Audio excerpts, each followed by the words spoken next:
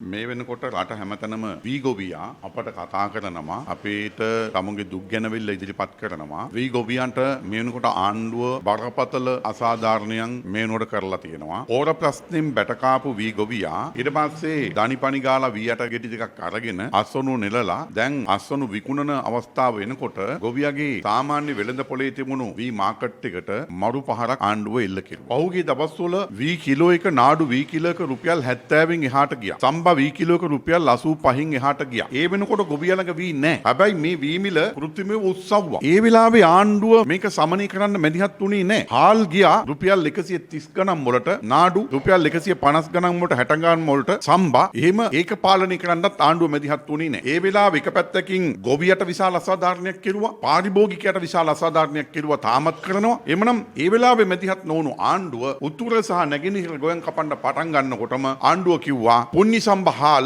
Metric ton ලක්ෂයක් පිටරටින් ගේනවා කියලා. මෙන්න මේ ප්‍රකාශෙත් එක්කම ඊළඟට ආණ්ඩුව වීවල සහතික මිල ප්‍රකාශයටපත් කෙරුවා. එන්නේ එකත් එක්ක මොකද්ද වුනේ? රුපියල් 70ට තිබුණු වී කිලෝ එක රුපියල් 50 දක්වා අඩු වුණා. අද වෙනකොට රුපියල් 40 ගණන් වලට මේක බහැලා තියෙනවා. එහෙමනම් ඒක ඇතුලේ ගොවියට ලොකු අසාධාරණයක් කෙරුවා. හැබැයි එහෙම ඒ තත්ත්වය යටතේත් රජයේ මිලදී ගන්න මිලට වඩා පෞද්ගලික අංශේ යම් මිලකට ගොවියගේ වී ගත්තා. ගොවියට ප්‍රවාහන වියදමක් නැතුව කමතේදීම රජයේ ගන්න ගානට වඩා වැඩි මිලකට ගොවියට වී ටිකක් විකුණ ගන්න අවස්ථාව ලැබුණා. ඊට පස්සේ ආණ්ඩුව මොකද්ද කෙරුවේ? මෙන්න මේ මහ පරිමාණ මෝල් හිමියෝයි මේ මෝල් හිමි සංගම් කැඳවල පෙරලා ඒවට අණ කෙරුවා රුපියල් 50ට වැඩියෙන් නාඩු වී කිලෝ එකක් ගන්න බෑ. 52කට වඩා සම්බා වී කිලෝ එකක් ගන්න බෑ කියලා නීතියක් දැම්මා. ඊට වඩා අඩුව ගන්න එපා කියලා නෙමෙයි කිව්වේ. ඊට වැඩියෙන් ගන්න එපා කියලා කිව්වේ. එමනම් මෙන්න මේක ඇතුලේ මොකද්ද වුනේ? සාමාන්‍ය වෙළඳපොළ තුල වෙළඳපොළ හැසිරීම ඇතුලේ ගොවියා යම්කිසි වාසියක් අත්පත් කරගත්තා නම් ඒ වාසියට අද ආණ්ඩුව පහරක් එල්ල කරලා තියෙනවා. මෙන්න මේ තීන්දුවත් එක්ක රට හැමතැනම ගොවියෝද දුක් කඳෝනාවන් ගොඩක් අපට ඉදිරිපත් කරනවා. රුපියල් 42ට 43ට වාගේ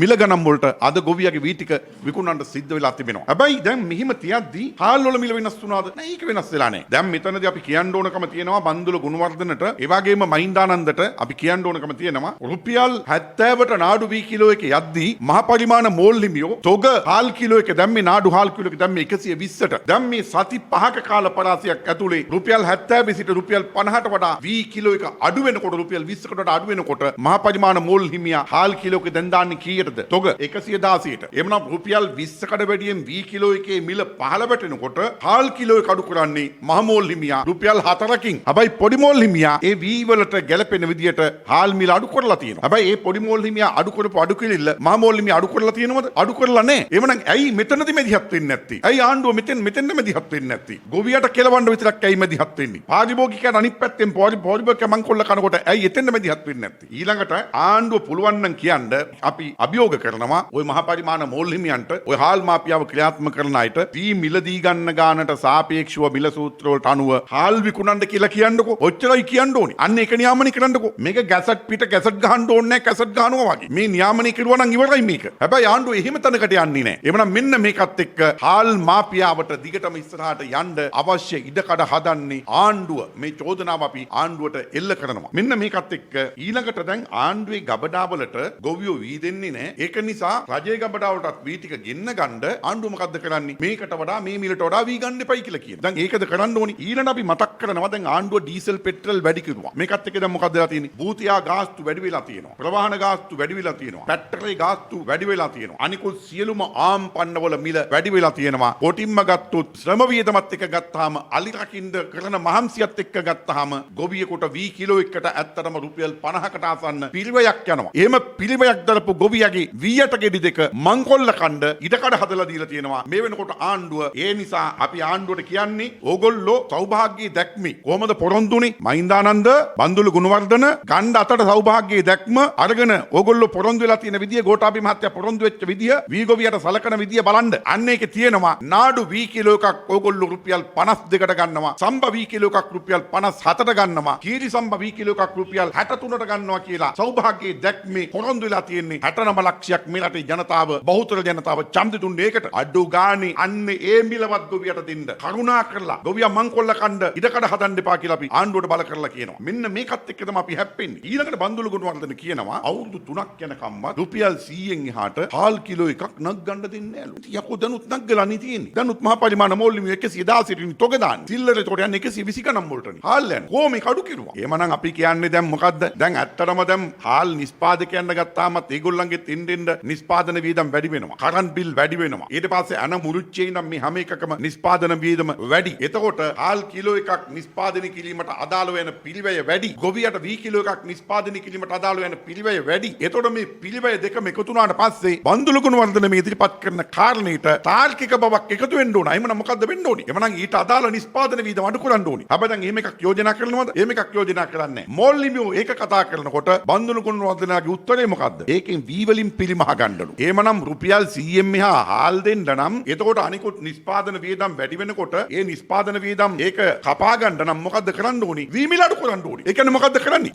ගොවියාගේ බොටුව මිල කපම්. ගොවියාගේ බෙල්ල මිල කපම්. ගොවියාගේ සීරිමාංශ උරා බීපම්. උරා බීලා උඹගේ පාඩුව පියව ගනින්. ඒක නෙවෙයිද මේ කියන්නේ. ඒ නිසා අහිංසක ගොවියාගේ කරමතින් තමුන්ගේ ප්‍රශ්න බේර ගන්න උත්සාහ ගන්න එපා කියලා බන්දුලු ගුණවර්ධනලාට මහින්දානන්දලාට මේ ආණ්ඩුවට අපි අනතුරු අඟවනවා. ඊළඟට අපි තවත් හෙළිදරව්වක් කරනවා. ඔන්න බන්දුලු ගුණවර්ධනලාට මහින්දානන්දලාට මේ ආණ්ඩුවට ගෝඨාභය මහත්තයලාට වැඩ තියෙනවා. දැන් ගෝඨාභය මහත්තයා පෞගි දවස්වල එයා ආපු හැටිම හාල් මිල වැඩි ඉහළ ගියානි. ඊට පස්සේ එයා සිල්ලර කඩගානි ගියානි හාල් කඩගානි. එයා සිල්ලර කඩගානි යනකොට අපි ගියා එයා යටතේ තියෙන රජේ හාල් ගබඩාවලට. ගිහිල්ලා අපි අතටම ඇල්ලුවා. කල්ලිකුත් වෙච්ච හාල් සත්වාරෝට නිකුත් කරපු හාල් ඊට පස්සේ මේවා අනි එක පැත්තකින් ඉෂු කරනවා. මිනිස් පරිභෝජනෙට මේවා මෝල් වලින් මේවා පොලිස් වෙලා යනවා. මේ ඔක්කොම ටික අපි අතටම ඇල්ලුවා. එhmenan දැන් අපි මෙන්න ඉතා වගකීමෙන් කියනවා මෙන්න දත්ත තියෙනවා. මේන් ආණ්ඩුවට ඔත්තුව තියෙනවා. ඒ වගේම තමයි මීට අදාළව අත්‍තරම මාධ්‍ය ආයතනවලට මේ පිළිබඳව හොයාබල්ලා මැදිහත් වෙන්න පුළුවන් මේක රටට අනාවරණය කරන්න. මෙන්න පහුගිය කාලේ පාකිස්තානින් බාස්මති